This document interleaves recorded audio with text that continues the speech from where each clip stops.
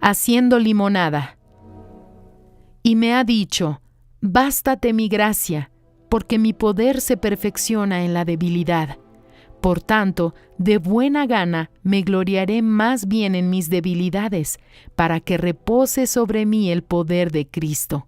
Por lo cual, por amor a Cristo me gozo en las debilidades, en afrentas, en necesidades, en persecuciones, en angustias, porque cuando soy débil entonces soy fuerte.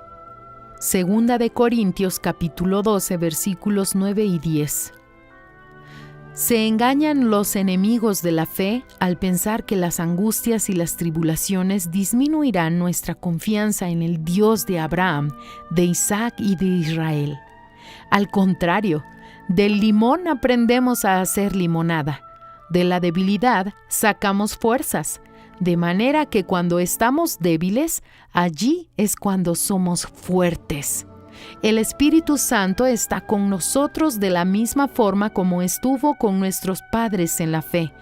Sabemos que en los momentos de dificultad, de persecución y de debilidad, el poder de Dios se manifiesta y la fuerza que nos sustenta es nuestra fe, no nuestro brazo, ni el brazo de nadie más. Contamos con Dios y con nuestra fe que nos conecta a Él. Entonces, no importa si nos sentimos débiles o si nos sentimos fuertes, sabemos en quién hemos creído y estamos muy seguros de que Él es poderoso y fiel para cumplir su palabra.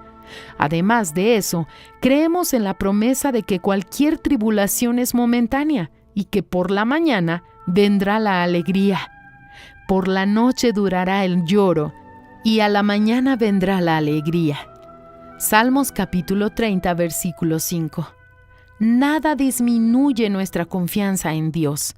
Sacamos fuerzas de la debilidad y hacemos del limón una bella limonada. Fragmento del libro El pan nuestro para 365 días del obispo Edir Macedo.